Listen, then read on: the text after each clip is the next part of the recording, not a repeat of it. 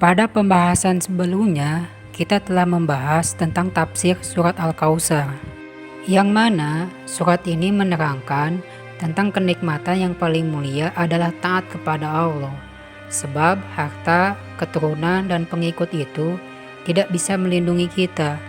Sebagai rasa syukur atas pemberian nikmat yang telah Allah beri adalah dengan melaksanakan ibadah yang telah Ia perintahkan. Dan orang-orang yang mencela kepada seseorang yang berbuat kebaikan, itulah orang yang terputus kebaikannya, hilang kedudukannya dari manusia, yang tersisa adalah sebutan yang buruk baginya. Melanjutkan pembahasan sebelumnya, kali ini kita akan membahas tentang surat Al-Ma'un. Apakah kalian tahu kenapa surat ini dinamakan dengan surat Al-Ma'un? Terus, surat ini menjelaskan tentang apa? Apa pelajaran yang bisa kita ambil dari surat ini? Sebelum membahas tentang tafsir surat ini, ada baiknya kita mendengarkan lantunan surat Al-Ma'un yang dilantunkan oleh Syekh Ahmad As-Salabi.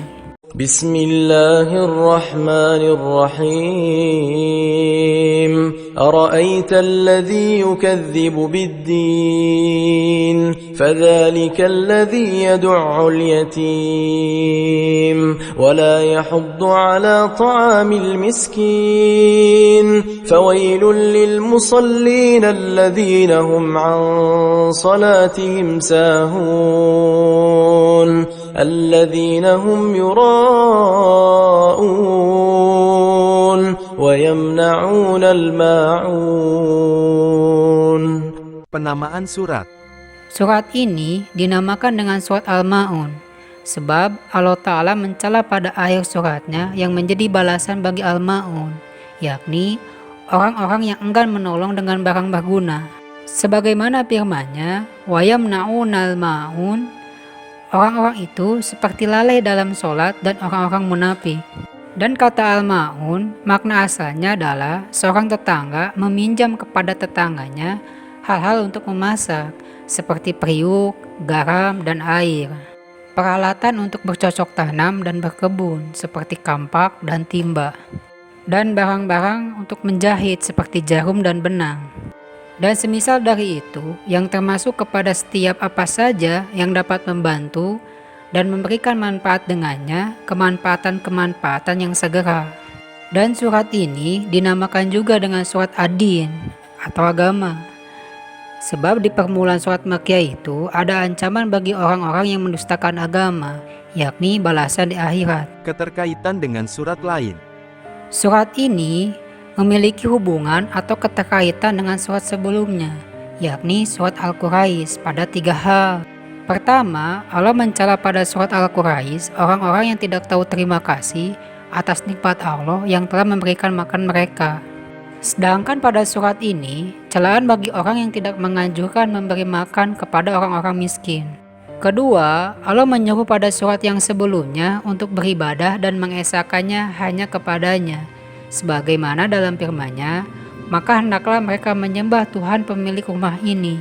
Sedangkan pada surat ini Allah mencela orang-orang yang lalai dari sholatnya dan enggan melaksanakan sholat.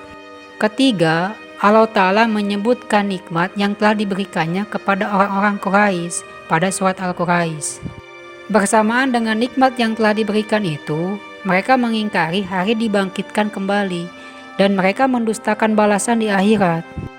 Dan sama seperti surat Al-Quraisy, di surat ini juga Allah mengancam dan menakut-nakuti mereka dengan azabnya bagi yang mengingkari agama, yakni balasan di akhirat. Kandungan surat. Pada awal surat Makkiyah ini, Allah menjelaskan yang termasuk kepada orang kafir, dan pada akhir surat Allah menjelaskan yang termasuk kepada orang munafik. Adapun pada awal surat Allah mencela orang kafir yang mendustakan hari perhitungan dan hari pembalasan, sebagaimana firman-Nya, tahukah kamu orang yang mendustakan agama? Ia mensifati orang kafir itu dengan 2 sifat. Pertama, menghardik, menyakiti, dan mengusir anak yatim. Dan kedua, enggan menganjurkan dan mendorong memberi makanan kepada orang-orang miskin. Lalu tidak baik dalam ibadah kepada Tuhannya dan tidak berbuat kebaikan kepada yang lainnya. Sedangkan pada akhir surat Allah mencela orang-orang munafik yang menampakkan keislamannya dan menyembunyikan kekufurannya. Allah mensifati orang munafik dengan 3 sifat. Pertama, lalai dalam sholatnya. Kedua, ingin dilihat oleh orang-orang ketika ia beramal. Dan ketiga, enggan menolong dengan barang berguna kepada orang-orang yang meminta tolong dan mengambil manfaat dengannya di antaranya tetangga. Lalu ia tidak beramal karena Allah, namun ia ria dalam amal dan sholatnya. Allah mengancam 2 golongan itu dengan kehinaan, azab, dan kebinasaan. Dan ia menyampaikan kepada mereka suatu pandangan dengan gaya bahasa celaan, keanehan, keheranan atas perbuatan mereka. Asbabun nuzul.